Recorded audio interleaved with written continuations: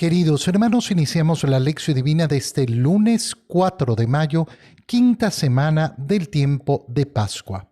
Por la señal de la Santa Cruz de nuestros enemigos, líbranos, Señor Dios nuestro, en el nombre del Padre, y del Hijo, y del Espíritu Santo. Amén. Señor mío y Dios mío, creo firmemente que estás aquí, que me ves, que me oyes, te adoro con profunda reverencia, te pido perdón de mis pecados y gracia para hacer con fruto este tiempo de lección divina. Madre mía Inmaculada, San José, mi Padre y Señor, Ángel de mi guarda, interceded por mí.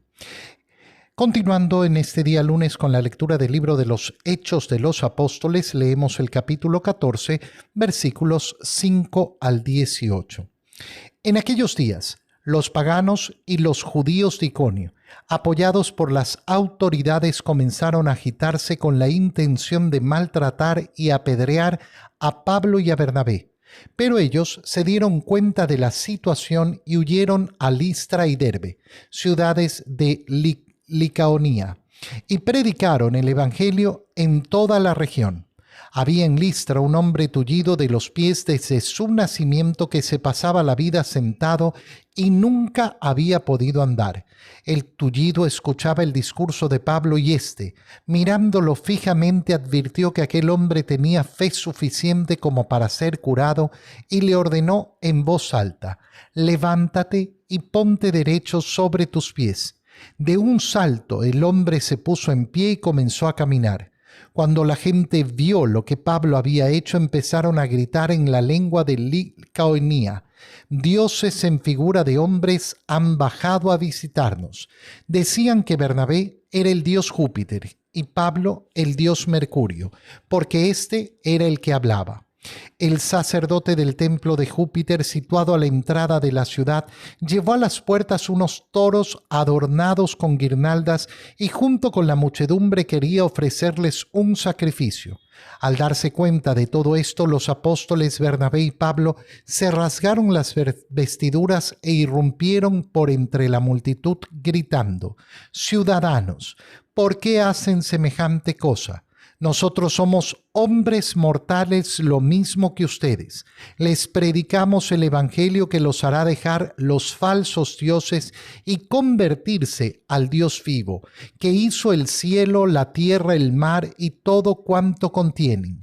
En épocas pasadas, Dios dejó que cada pueblo siguiera su camino, aunque siempre se dio a conocer por sus beneficios, mandando la lluvia y la cosecha a su tiempo, dándoles así comida y alegría en abundancia. Y diciendo estas palabras, consiguieron impedir a duras penas que la multitud les ofreciera un sacrificio». Palabra de Dios. En la escena que acabamos de leer vemos la claridad con la que Pablo y Bernabé van a predicar el evangelio. Y quiero que pongas mucha atención a esto. ¿Por qué?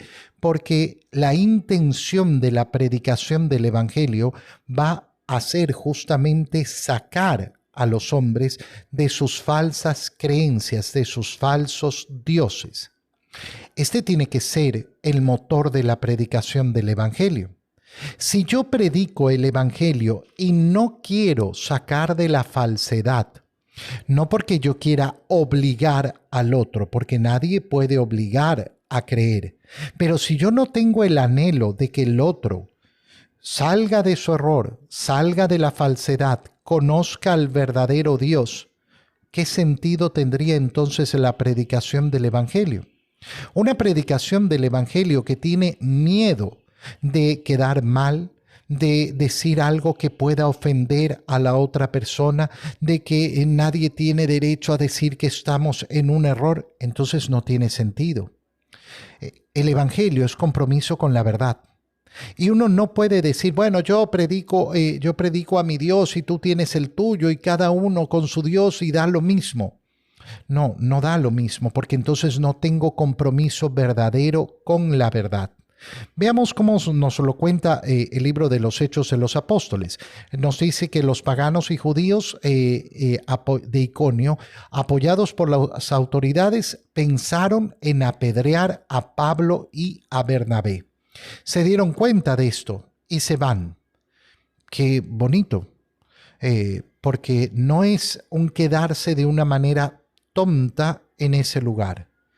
Nosotros estamos llamados a afrontar con valentía los problemas, pero también estamos llamados a ser inteligentes, a ser astutos, a darnos cuenta de la realidad.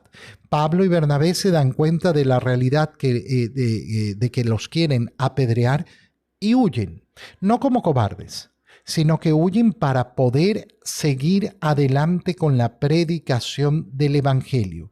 Esta es una acción inteligente, es una acción prudente, no falta de valentía. Y continúan predicando en Listra. Hay un hombre tullido de los pies que nunca había podido andar. Y es muy precioso porque nos dice el libro de los Hechos de los Apóstoles que este tullido escuchaba el discurso de Pablo. Pablo, mirándolo fijamente, se da cuenta que aquel hombre tenía fe suficiente como para ser curado. A lo largo de todo el Evangelio vemos cómo siempre el Señor va a destacar: tu fe te ha curado, tu fe te ha salvado.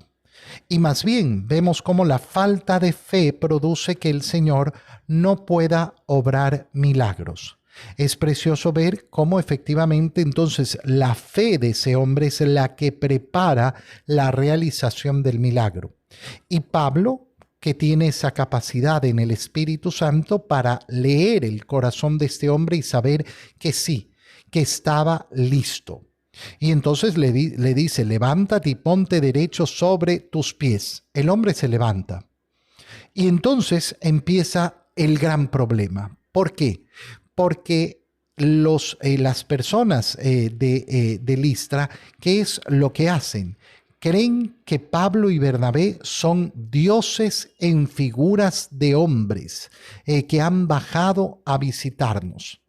Decían que Bernabé era el dios Júpiter y que Pablo era Mercurio. ¿Por qué? Porque este era el que hablaba. ¿Qué hacen estos hombres? Se agarran de aquello que conocen hasta ese momento. Han sido criados y durante generaciones han tenido una fe de idolatría, de creer en falsos dioses. Entonces toda la explicación que pueden dar está basada en aquello que conocen, en aquello que han creído durante toda su vida. El sacerdote del templo de Júpiter trae 2 toros adornados con guirnaldas para ofrecérselas en sacrificio. ¿Por qué? Porque es evidente que han hecho un milagro. Es evidente que hay un poder divino. Pero ¿qué es lo que no están haciendo? Están reconociendo el poder divino, están reconociendo la presencia de Dios, pero están confundiendo a Pablo y a Bernabé con dioses, con falsos dioses. Y aquí el centro de lo que meditábamos, porque Pablo les dice: ciudadanos, ¿por qué hacen semejante cosa? Nosotros somos hombres mortales, igual que ustedes. Les predicamos el Evangelio que los hará dejar los falsos dioses y convertirse al Dios vivo. Les predicamos el Evangelio que les hará dejar los falsos dioses. La finalidad de la predicación del Evangelio, como decíamos antes, no puede ser otra. No, yo quiero predicar el Evangelio, pero dejar a la gente indiferente, si cambia o no cambia, da lo mismo, si sale de la falsedad, si sigue haciendo una falsa adoración, si sigue buscando supersticiones, si sigue buscando hechicerías, si sigue poniendo su confianza en cualquier cosa que le ofrezca este mundo, si sigue teniendo idolatrías, si sigue adorando falsos dioses. Bueno, eso no me importa porque al final cada uno... No, sí me importa. El deseo más profundo de la predicación del Evangelio es llevar a todas las almas a Dios, a que conozcan al único Dios vivo y verdadero. Y por eso Pablo les dice, en épocas pasadas, Dios dejó que cada pueblo siguiera su camino. Y por eso cada uno ha desarrollado su propia religiosidad. Pero no significa que haya estado ausente todo aquel que ha querido conocer a Dios a través de sus beneficios, siempre ha podido hacerlo. Y logra entonces con estas palabras evitar, pero dice el libro de los Hechos de los Apóstoles que impidió apenas, a duras penas, que esta multitud ofreciera un sacrificio. ¿Por qué? Porque efectivamente están arrastrados por aquello que conocen, por su cultura, por su tradición. Y muchas veces va a tomar tiempo el que el evangelio pueda penetrar. Por eso va a ser tan importante que el evangelio penetre desde la cultura, que penetre desde el modo de entender el mundo, desde el modo de tener tradiciones en el mundo. Por eso la predicación del evangelio va a estar ligada a esa inculturización del evangelio. Dios tiene que impregnar la vida de las sociedades. En el Evangelio leemos a San Juan capítulo 14, versículos 21 al 26.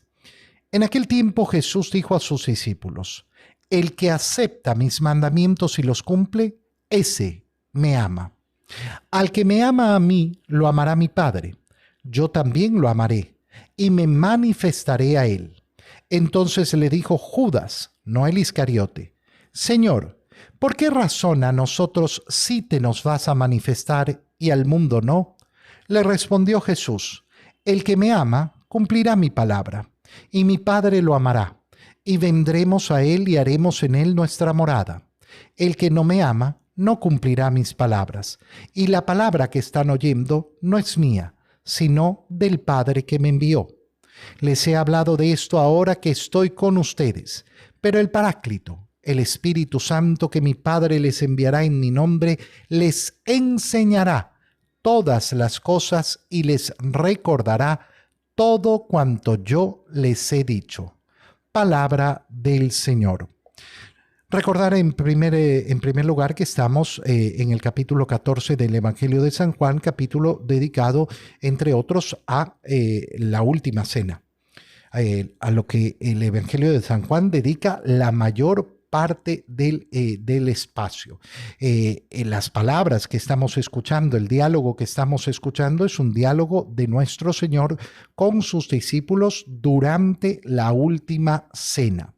Ahora, ¿dónde parte esta parte del diálogo que está teniendo con sus discípulos? El que acepta mis mandamientos y los cumple, ese me ama. Fíjate qué claridad en estas palabras y qué importante es fijarnos en la claridad de estas palabras.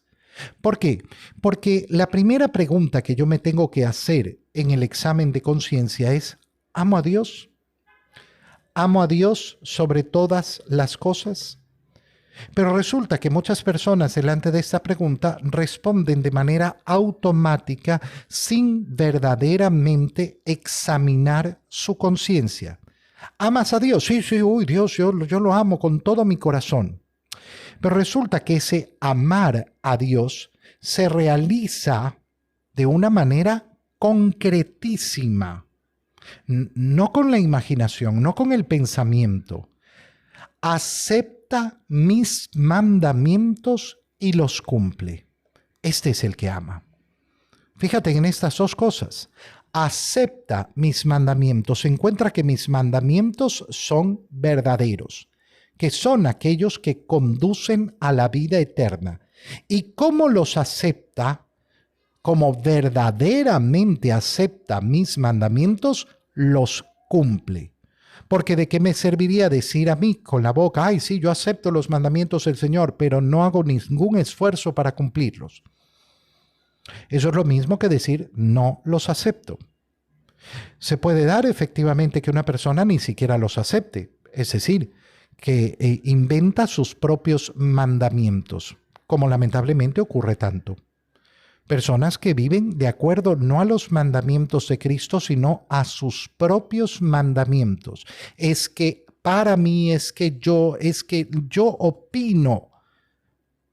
Y crean sus propios mandamientos. No, yo no creo que tenga que confesarme. Personas que pasan años sin confesarse. Oye, tienes que confesarte mínimo una vez al año. No, no, es que para mí eso no es importante. Para mí, según mi criterio, según mi opinión, según mi parecer. Y así van creando y creando y creando y creando mandamientos que no son del Señor, sino propios. Entonces, claro, no acepta los mandamientos del Señor. Y hay otros que efectivamente dicen, sí, no, yo sí acepto.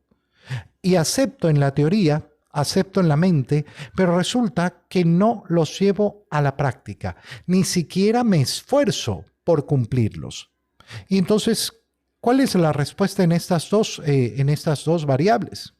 Que no amo al Señor, que no amo a Jesús. El amor se demuestra. ¿Qué ocurre cuando hay un verdadero amor? Es decir, que yo acepto los mandamientos del Señor y me esfuerzo por cumplirlos. Que el que me ama a mí, lo amará mi Padre, yo también lo amaré y me manifestaré a Él. Ese manifestarse a Él significa, como dice el Señor, hacer morada en Él y manifestar su gloria, manifestar su gracia, manifestar su fuerza. Por eso nosotros sabemos que no luchamos con nuestras propias fuerzas, sino que luchamos con la fuerza de Dios. Judas Tadeo, no Judas el Iscariote, le dice entonces al Señor, ¿por qué razón a nosotros sí te nos vas a manifestar y al mundo no? Es una pregunta sumamente importante. ¿Por qué no te manifiestas a todo el mundo? Y esta es una pregunta que muchas personas pueden hacerse. ¿Por qué Jesús no aparece hoy y se manifiesta a todos? Bueno, resulta que el Señor ha escogido una vía de salvación, un modo de realizar la salvación. Yo podría decir, mira, a mí me parece que no es el mejor modo, no es el mejor modo que hace 2000 años haya llegado a una región tan pequeñita, tan insignificante como Israel, que haya vivido ahí 33 años, que haya predicado solamente ahí, que no haya salido a ningún otro lugar. Debería haber hecho las cosas de otro modo. Debería haberse manifestado de una manera más clara, debería haber aparecido ahora, por ejemplo, con la capacidad que tenemos de transmitir a todo el mundo el mensaje instantáneamente. Qué bonita tu opinión, qué linda tu opinión. Te das cuenta que si Dios ha escogido un modo para hacer las cosas, es porque Él sabe más, o no eres capaz humildemente de reconocer que Él sabe más. Un corazón soberbio, un corazón arrogante, obviamente que va a creer que sus ideas son mucho mejores que las de Dios. Yo no puedo dedicar ni un minuto a pensar esto. ¿Por qué? Porque el modo en que Dios ha obrado es el modo que Dios ha elegido obrar. Y por tanto a mí no me corresponde opinar sobre las elecciones que ha hecho Dios. Me corresponde conocerlas y aceptarlas, obviamente. Dios ha querido obrar así, pero hay un fondo. ¿Por qué no ha querido manifestarse al mundo? Porque quiere que sus apóstoles y sus discípulos, que tú y yo, lo manifestemos al mundo. Y por tanto, cada uno que decida aceptar sus mandamientos y cumplirlos, ¿qué va a recibir? Si me ama, aceptando mis mandamientos y cumpliéndolos, cumplirá mi palabra y mi Padre lo amará y vendremos a Él y haremos en Él nuestra morada. Es decir, el que decida aceptar mis mandamientos y cumplirlos, recibirá esa manifestación. Esa manifestación que no será externa sino interna. Haremos en Él nuestra morada. Aquel que no me ama no cumplirá mis palabras. Y entonces no tendrá esa manifestación, no tendrá esa seguridad. Yo les he hablado ahora para que ustedes crean, pero viene el Paráclito, el Espíritu Consolador, el Espíritu Santo que mi Padre les enviará en mi nombre, y Él continuará esa manifestación, ¿Para qué? Para que entonces tengan la seguridad de la fe. Te doy gracias, Dios mío, por los buenos propósitos, afectos e inspiraciones que me has comunicado en este tiempo de lección divina. Te pido ayuda para ponerlos por obra. Madre mía Inmaculada, San José, mi Padre y Señor, Ángel de mi guarda, interceded por mí. María, Madre de la Iglesia, ruega por nosotros. Queridos hermanos, que el Señor los bendiga, los cuide y los proteja en el nombre del Padre, y del Hijo, y del Espíritu Santo. Amén. Que tengan todos un muy feliz día.